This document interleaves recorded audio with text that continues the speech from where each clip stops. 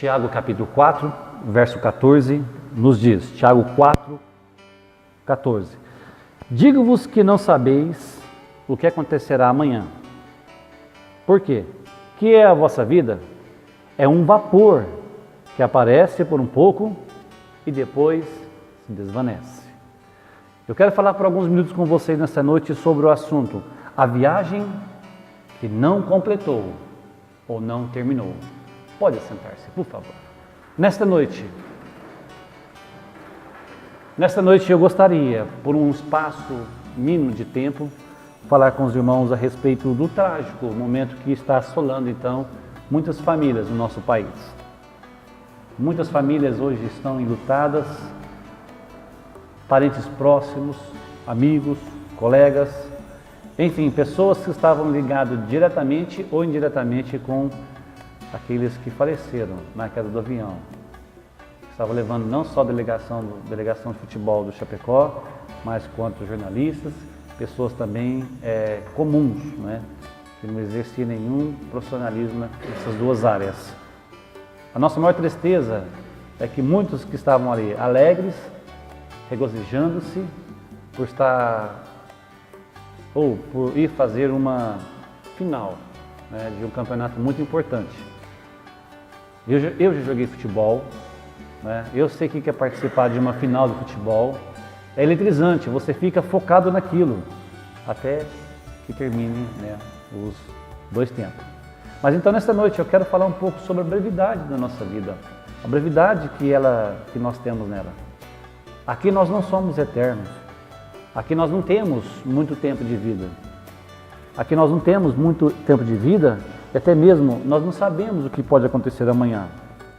Eu tenho certeza que eu e você, então, nós falamos muito, ou ouvimos também muitas pessoas falarem do acontecimento. Até quando vai durar isso, nós não sabemos.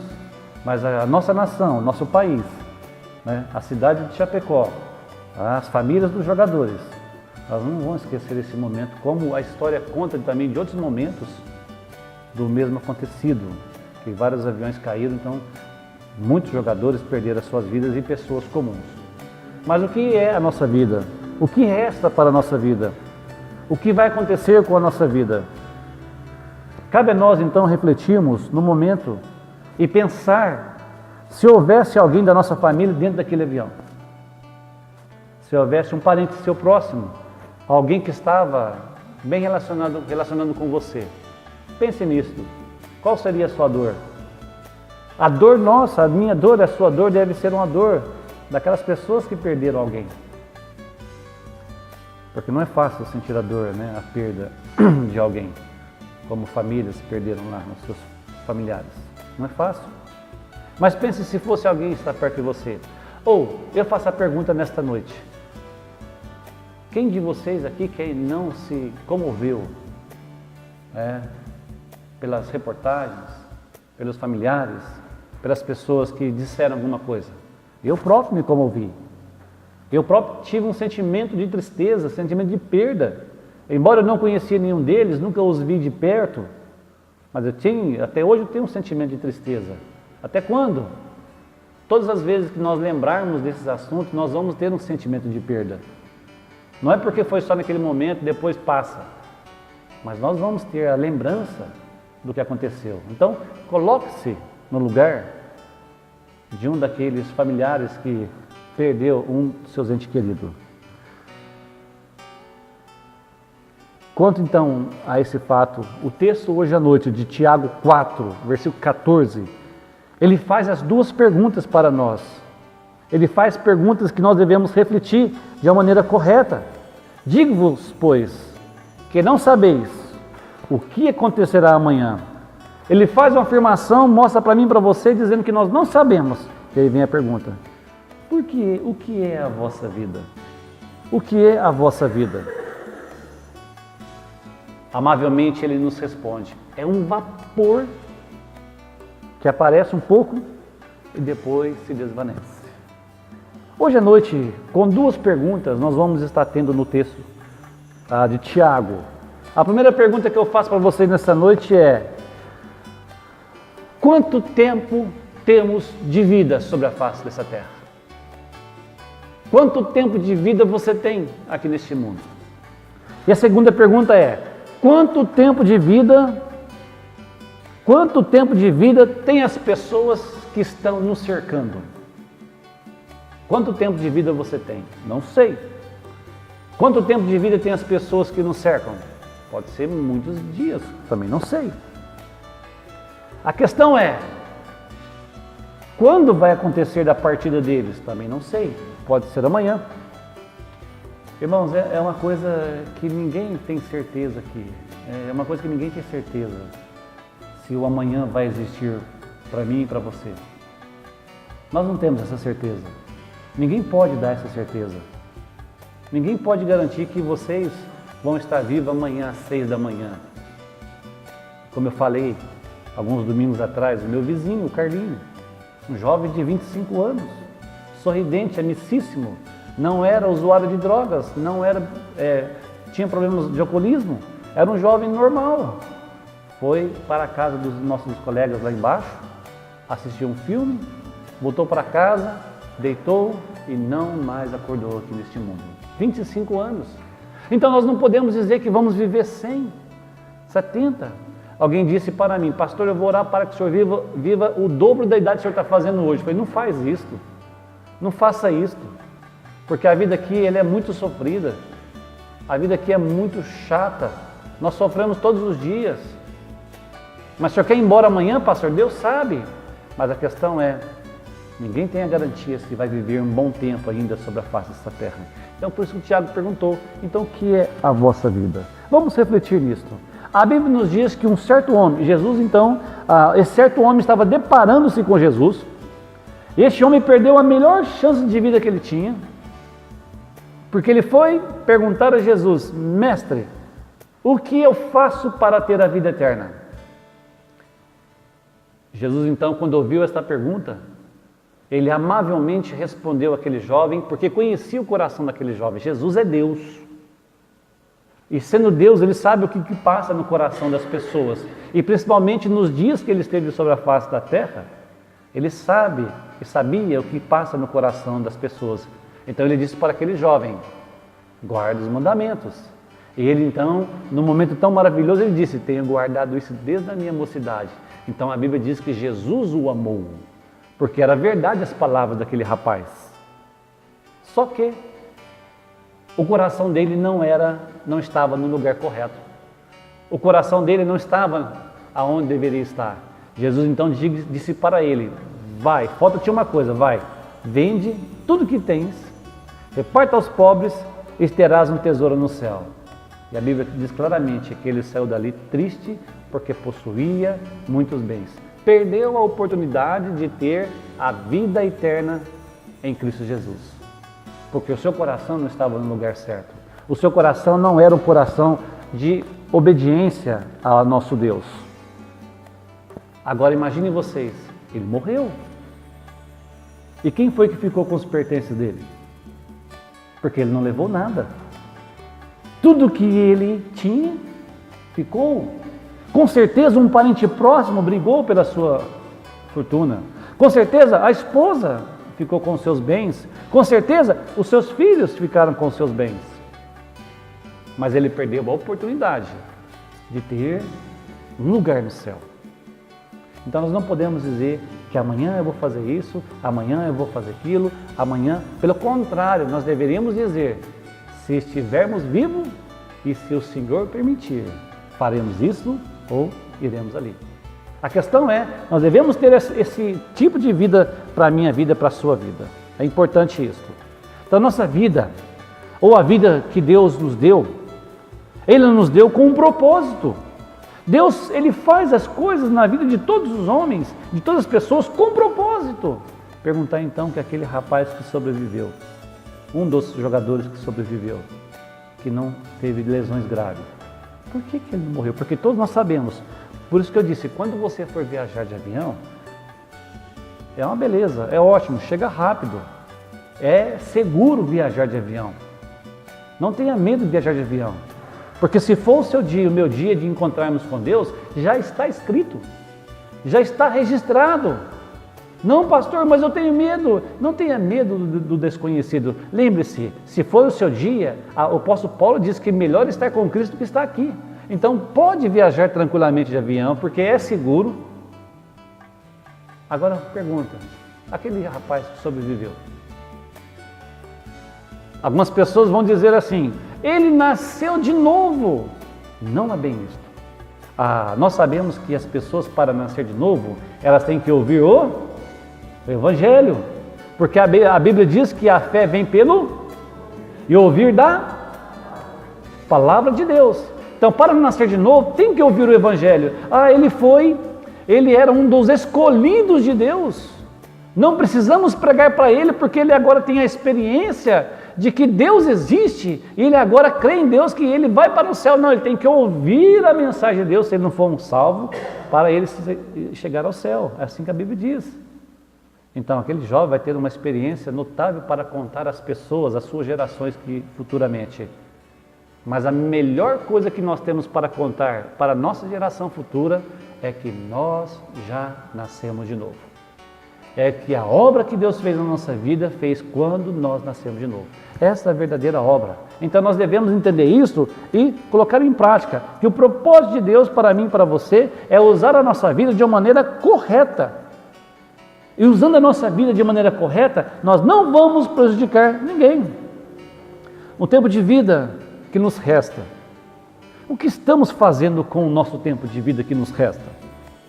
Aqueles passageiros não podiam imaginar que algumas horas depois da decolagem, as suas histórias iriam ser mudadas. Eu faço uma pergunta para vocês nessa noite. E a sua história? E a sua história? Você já sabe como ela vai ser contada? Como as pessoas vão contar então a sua história? Quantos planos você tem feito na sua vida? Quantos sonhos você tem para a sua vida? E quantos momentos também de sonhos que não foram realizados? Quanto tempo nós perdemos? Agora, a tristeza maior é quanto tempo nós perdemos por não deixar Deus trabalhar nas nossas vidas. Perdemos muito tempo. Faça assim, ó. Deus quer trabalhar em você, Deus quer trabalhar em mim, então nós não permitimos. O tempo passa, o tempo voa, e de repente nós envelhecemos, não temos saúde, nós estamos numa situação que precisamos ser ajudados por alguém, perdemos a chance de deixar Deus usar as nossas vidas. A primeira pergunta é: quanto tempo você tem de vida aqui nessa terra? Tiago nos diz que a nossa vida é como um vapor, mas logo desaparece. E só restará uma lembrança. E digo, se servimos bem, nossas lembranças serão boas. As nossas lembranças perdurarão. E nós sabemos também o contrário, se nós não servirmos bem a Deus. Falarão de nós, não de umas coisas boas. Falarão de mim e de você. Deixaremos o que na história? Esses dias perdemos também duas pessoas, entre aspas, importantes no país e no mundo, vamos dizer assim. Uma, terrível. Um homem, um dos maiores assassinos da história do planeta, morreu recentemente, que foi cremado. Fidel Castro. A nação cubana chora, aqueles devotos a ele, mas alguns se alegram pelo livramento. E também morreu o Dr. Russell Shedd, um homem usado grandemente por Deus, missionário, falava vários idiomas, pregou até o dia que ele podia pregar, mas chegou um dia em que Deus chamou ele para o céu. O céu se alegrou com o Dr. Russell Shedd e o inferno também se alegrou com Fidel Castro. Duas alegrias, uma verdadeira e uma tristeza, entre aspas. Mas é a nossa vida. Como nós estamos gastando nela, o que eles vão lembrar de nós? Então Tiago nos diz que a nossa vida é como um vapor. A segunda pergunta foi: quanto tempo tem de vida as pessoas que nos cercam? Não sabemos. Mas uma coisa sabemos: se elas deixarem este mundo, Se elas partirem sem Cristo, a Bíblia nos fala do lugar para onde essa pessoa vai. E é interessante, porque a Bíblia diz no livro de Apocalipse 21:15, e aqueles que não foram achados, escrito no livro da vida, foi lançado no lago de fogo. Então as pessoas que nós nos relacionamos, que partem em momento tenro de vida, ou médio, ou já de idade, se não tem os seus nomes escritos no livro da vida, não estão com Deus. Não vão ter aquele momento de regozijo eterno, mas pelo contrário, vai ter um momento de dor eterna. Então as pessoas que nós relacionamos com eles, nós não sabemos o tempo de vida que eles têm, mas uma coisa sabemos: se eles falecerem sem a salvação das suas almas, da sua alma, o céu não vai esperá-los. Não terão uma entrada gloriosa, conforme a Bíblia nos diz, que a alegria que existe no céu quando um pecador se arrepende. Olha só, deixa eu contar para vocês que Deus tem alegria e tem também uma tristeza. Ele tem alegria quando um pecador se converte e entra no céu, mas a Bíblia também diz que Deus se entristece, fica triste quando um ímpio morre sem salvação. O ímpio morre sem salvação, Deus se entristece porque uma alma foi para o inferno. Não que Deus quis, mas porque o próprio homem, por N vezes que ele teve, ou não teve vezes, que alguém falou-lhe, mostrou-lhe Jesus, e hoje está na condenação eterna. E as pessoas que nós relacionamos com eles? Olha para eles, irmãos, como eu falei domingo passado, olha para eles como uma alma sedenta, uma alma que necessita do Evangelho, da graça de Deus. Eles simplesmente, quando eles nos olham, eles veem a diferença em nós. Nós temos a melhor comida, nós temos o melhor remédio, nós temos a melhor água, mas nós não dividimos com eles. Eles entrarão na eternidade com essa sede da água, com a fome do pão e com uma dor insuportável, eternidade sem Deus, eternidade sem Cristo. Mas nós temos tudo isso, recebemos de graça e agora nós podemos dar de graça. A questão é, e eles precisam disto e nós temos para dar. Então a vida daqueles que conhecemos passaram e é preciso que eu e você venhamos a intervir quanto à eternidade daquelas pessoas que esperam que somente você pode ajudá-los. Vocês sabiam que Deus usa você e eu para intervirmos ou mudarmos o destino daqueles que não têm Cristo. Como assim? Nós podemos mostrar a eles o caminho. Com a graça de Deus, eles vão tomar a decisão. Nós então fomos grandemente usados por Deus. Mas então o que nós estamos fazendo da nossa vida? O que eu faço da minha vida? O que você faz da sua vida? Você está gastando a sua vida no quê? Lembre-se, nós passamos tão rápido aqui nesse mundo. Daqui a algum tempo, se Cristo não voltar conforme cantamos aquele hino, né? Quando vamos cantar, Cristo volta, aleluia, vai passar os anos. Eu quero que vocês reflitam isso nessa noite e pensem o que é a vossa vida. Nossa vida é uma viagem que pode ter um destino feliz.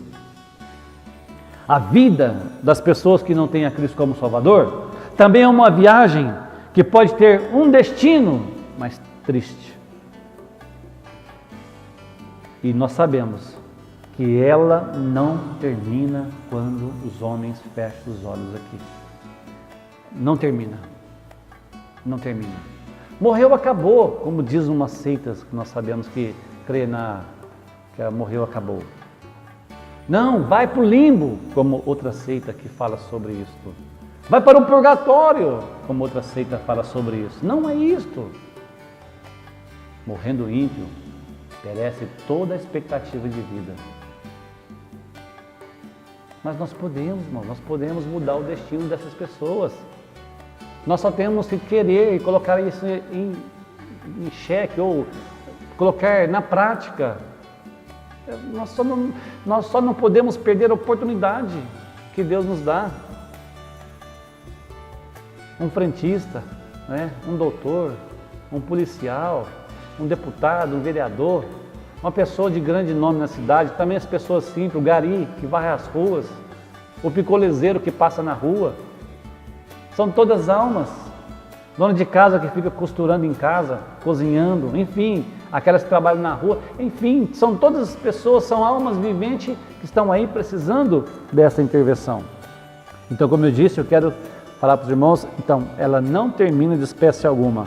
Há um lugar determinado para cada pessoa, porque Deus assim fez. O que é a vossa vida?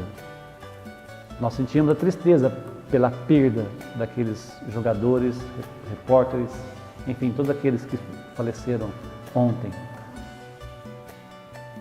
Eu faço uma pergunta: onde será que estão as almas deles hoje, desde ontem?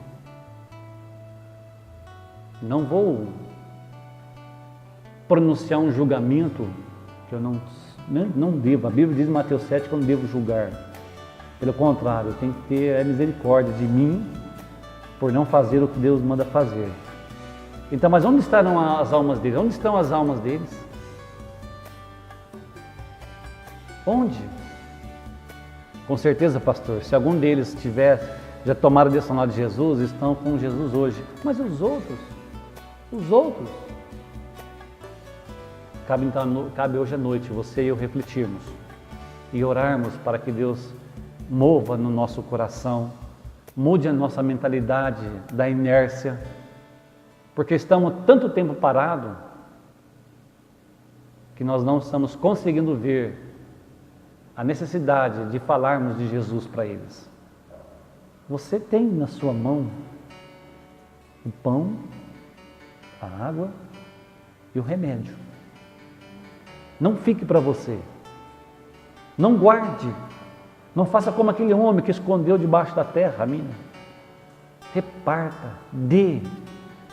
Dar e ser-vos-á dado. É de graça, é pela graça que nós podemos repartir a eles. Nesta noite, reflita no que vocês ouviram e deixa Deus ajudar você, ajudar a sua alma. E não deixe que esse momento fique no esquecimento na sua vida. Pelo contrário, ao relembrá-lo, você vai notar que talvez poderia ser alguém da sua família, parente, próximo ou distante, ali naquele meio. Mas não tinha, pastor. Dá graças a Deus que não tinha. Mas pense nisso. É importante. A viagem que não terminou. Não terminou a viagem. Vamos orar então nesta noite. Senhor, Pai bendito, oramos por todas as famílias daqueles que partiram naquele acidente. Senhor, são famílias não só de Chapecó, porque muitos dos atletas não eram de lá, mas oramos para que o Senhor venha estar tomando a direção das suas vidas. Ajude as famílias, Senhor, conforte os corações delas, que cada um ali possa sentir uma mão amiga, uma oração em seus corações. Fortaleça então, por favor, Senhor, as esposas, os pais, os filhos, os netos. Enfim, Senhor, fortaleça o coração de todos aqueles que estão enlutados nesses dias, Senhor. E nós, como nação cristã, nós como igreja, possamos ver também que não só eles, mas muitas almas também entram na eternidade sem o Senhor. E nós temos o pão, nós temos a água, nós temos o remédio para dar-lhes. Então, que nenhum de nós guardemos em nossas vidas, em nossas casas, o que é para ser repartido entre as pessoas que não têm ainda. No nome de Jesus, oramos nessa noite. Amém, Senhor.